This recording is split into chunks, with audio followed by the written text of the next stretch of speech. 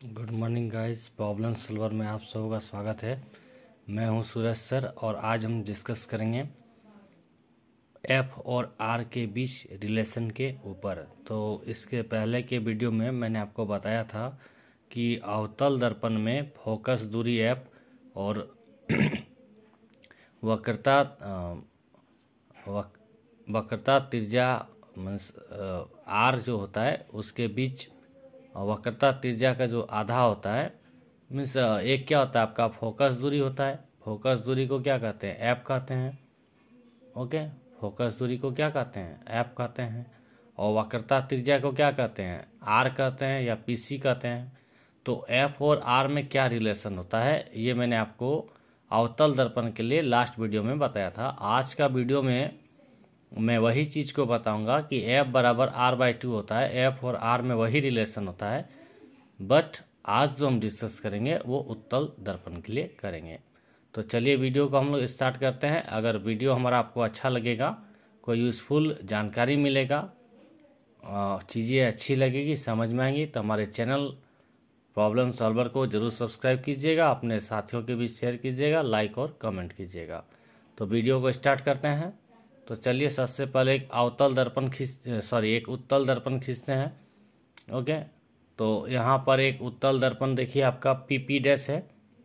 Okay, यहाँ पर आपका जो फोकस पॉइंट है, जो आपका फोकस बिंदु है वो एफ है, और जो आपका वक्रता केंद्र है वो आपका सी है। यहाँ पे जो दर्पण का ध्रुव जो पोल है वो आपका पी है। ओके, और पी से एफ का दूरी को हम लोग क्या कहते हैं? फोकस दूरी। तो पी एफ बराबर हमारा एफ है, स्मॉल एफ। और पी से सी का दूरी को हम लोग कहते हैं वक्रता त्रिज्या। तो पी सी बराबर यहाँ पर आर है। तो पी सी बराबर यहाँ पर आर है, कैपिटल आर, और पी एफ बराबर स्मॉल एफ है। ओके, उत्तल दर्पण क्या होता है मैंने आपको बता रखा है। उत्तल दर्पण उस गोलीय दर्पण को कहते हैं, ठीक है, जिसमें परावर्तन जो होता है वो बाहर की ओर से होता है। ओके, परावर्तन जो होता है उभरे सतह की ओर से होता है, और इसका जो जो उभरा हुआ भाग नहीं होता है, मीन्स जो धंसा हुआ भाग होता है वो पॉलिश किया होता है या रंजित किया हुआ होता है। देखिए आकृति में, ओके, ये देखिए, ये जो बाहर की ओर लाइन है ये उभरा हुआ भाग है, तो यहाँ से परावर्तन का क्रिया होता है, और जो अंदर का भाग है यहाँ पर ये पॉलिश या रंजित किया हुआ रहता है। ठीक है, उत्तल दर्पण में जो भी इमेज बनता है आपको मैंने बताया है, सीधा बनता है और आभासी बनता है। ठीक है, वस्तु से छोटा बनता है, तो वो सब मैं बता चुका हूँ अगर पिछले वीडियोस में। आज हम डिस्कस करेंगे एफ बराबर आर बाई टू कैसे होता है। तो यहाँ पर देखिए, यहाँ पर दिए हुए आकृति में, दिए हुए दर्पण में एक किरण है जो मुख्य अक्ष पीसी के समांतर आपके दर्पण में आपतित हो रही है। तो किरण का नाम है बीपी डैश। दर्पण से टकराने के बाद ये परावर्तित हो जाती है पी डैश आर के रूप में।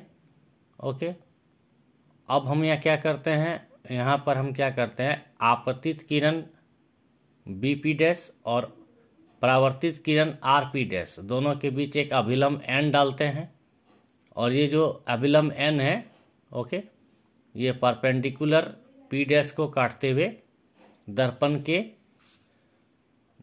के केंद्र बिंदु यानी वक्रता केंद्र बिंदु सी पर मिलता है। ठीक है, आपको ये समझ में आ गया। चलिए अब हम लोग नेक्स्ट बात करते हैं। फिर से आपको एक चीज़ पता है कि उत्तल दर्पण में जो भी किरण आपतित होती है वो टकराने के बाद, दर्पण से टकराने के बाद वापस उसी दिशा में लौट जाती है। लेकिन यहाँ पर इस किरण को फोकस बिंदु पर मिलना चाहिए, इसलिए हम लोग यहाँ पी डैश से एक डॉटेड लाइन का इस्तेमाल करेंगे और उसको फोकस की ओर बढ़ा देंगे। तो आकृति में हमें क्या क्या कोण दिख रहा है? B P dash N, R P dash N, okay, F P dash C और एफ सी पी डैश। तो अब हम लोग इसका ज्यामिति के ऊपर चलते हैं। तो आप आकृति में ध्यान से देखिए, angle B P dash N जो है वो angle F C P dash के बराबर है। क्यों बराबर है? ये कॉरस्पॉन्डिंग एंगल है, ये संगत कोण है। Okay, B P dash N, B P dash और एन, ये देखिए, ये अगर मैंने थीटा माना यहाँ पर तो ये किसके बराबर हो जा रहा है? F C P dash, F C P dash. ये एंगल अगर मैंने थीटा माना है तो ये एंगल भी आपका थीटा होगा। क्यों होगा? ज्यामिति के कंसेप्ट से ये दोनों कोण बराबर होगा, दोनों संगत कोण होगा। ठीक है, नेक्स्ट आप देखिए angle B P dash N. Okay, angle B P dash N, again मैं इसे ही ले रहा हूँ, angle B P dash N, ये जो है angle N P dash R के बराबर हो जाएगा। क्यों हो जाएगा? ये लॉज ऑफ रिफ्लेक्शन से होगा, आपतन कोण परावर्तन कोण के बराबर आता है। यस, तो ये कोण जो है एन पी डैश आर जो है आपका बी पी डैश एन के बराबर आ जा रहा है, और बी पी डैश एन जो है ये आपका एफ सी पी डैश के बराबर आ जा रहा है। तो इसको हमने थीटा माना था तो परावर्तन के नियम से ये थीटा हो गया, और इसको हमने थीटा माना था तो ये संगत कोण बराबर होता है, उस कॉन्सेप्ट से ये थीटा हो जाएगा। अब आगे देखिए यहाँ पे साथ ही साथ and angle N P dash R, angle N P dash R, ये देखिए एन पी डैश आर, ये आपका एन पी डैश आर है, ये जो है angle C P dash F के बराबर हो जाएगा, angle C P dash F. तो ये चूंकि थीटा है तो ये भी थीटा हो जाएगा। अब ये क्यों हो जाएगा भाई? Vertically opposite angle. ओके, ये जो है आपका शीर्षाभिमुख कोण है। तो फाइनली रिजल्ट ये आ रहा है कि angle F C P dash और आपका angle C P dash F, ये दोनों बराबर आ जा रहा है। ओके, यही फाइनल रिजल्ट आ रहा है। तो इससे क्या पता चल रहा है? इससे पता चल रहा है कि त्रिभुज एफ पी डैश सी जो है समद्विबाहु त्रिभुज है, एफ पी डैश सी जो है समद्विबाहु त्रिभुज है। और अगर ये समद्विबाहु त्रिभुज है तो समद्विबाहु त्रिभुज का दो भुजा बराबर होना चाहिए, और किसी भी त्रिभुज में अगर दो कोण बराबर हो जाए तो उसका विपरीत भुजा बराबर हो जाता है। तो F C P dash, F C P dash, इसका विपरीत भुजा क्या है आपका? इसका विपरीत भुजा है पी डैश एफ। तो देखिए यहाँ पे मैंने लिखा है पी डैश एफ, और angle C P dash F, C P dash F, इसका विपरीत भुजा क्या रहा है? P F. ओके, और angle F C P dash, F C P dash, इसके लिए आ रहा है पी एफ, और आपका एफ सी पी डैश इसके लिए आ रहा है पी एफ, और C P F dash, C P dash F, इसके लिए क्या आ रहा है? F C. तो पी एफ डैश एफ और एफ सी क्या आ जा रहा है आपका? बराबर आ जा रहा है, दोनों क्या आ जा रहा है आपका?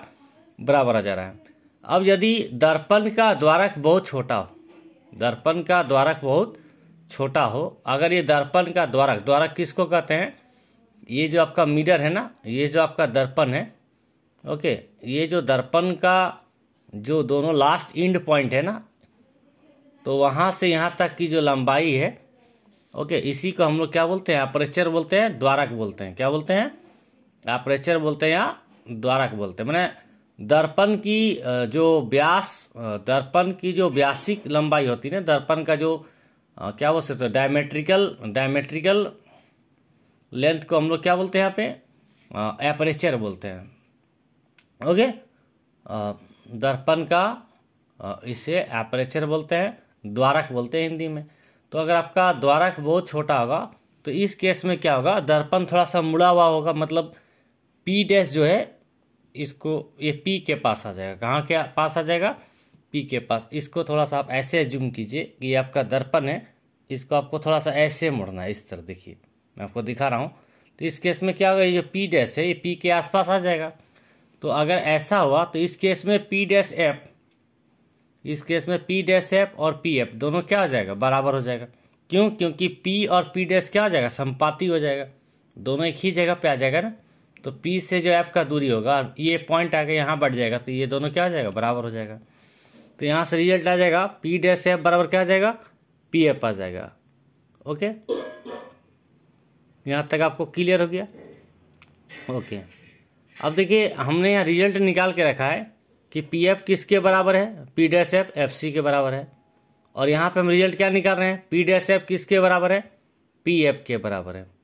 ओके, तो ये दोनों से ये बात समझ में आ गया कि पी एफ बराबर एफ सी हो जाएगा, पी एफ बराबर एफ सी हो जाएगा। तो यहाँ से पी एफ बराबर एफ सी आ गया। अब अपने मन से दोनों साइड पी एफ जोड़ देंगे, तो पी एफ जोड़ पी एफ, और इधर क्या आ जाएगा, पी एफ जोड़ एफ सी। अब पी एफ जोड़ पी एफ क्या हो गया, 2pf, और पी एफ जोड़ एफ सी। तो आप डायग्राम को देखिए, पी एफ जोड़ एफ सी, ये क्या बन जा रहा है, पी सी। तो यहाँ से पी एफ बराबर क्या आ गया, हाफ पी सी। ओके, अब पी एफ को मैंने क्या माना था, स्मॉल एफ, और पी सी को कैपिटल आर। तो यहाँ से क्या रिलेशन है, एफ बराबर क्या है, r/2। ओके, तो किसी भी गोलीय दर्पण में अवतल दर्पण या उत्तल दर्पण रहे, पिछले क्लास हम अवतल के लिए सीखे थे, आज उत्तल के लिए देखें, तो रिजल्ट तो वही आ रहा है, बस आकृति बदल जा रही है। तो रिजल्ट वही आ रहा है कि फोकस दूरी होता है वक्रता त्रिज्या की आधी होती है। ठीक है, तो वीडियो हमारा यहाँ पर अंत होता है। आज की सेवा यहीं तक। जुड़े रहने के लिए धन्यवाद आप सबों को। फिर मिलेंगे हम लोग अगले वीडियो में नए कंसेप्ट के साथ, नई उम्मीद के साथ। तब तक के लिए बाय बाय, गुड नाइट।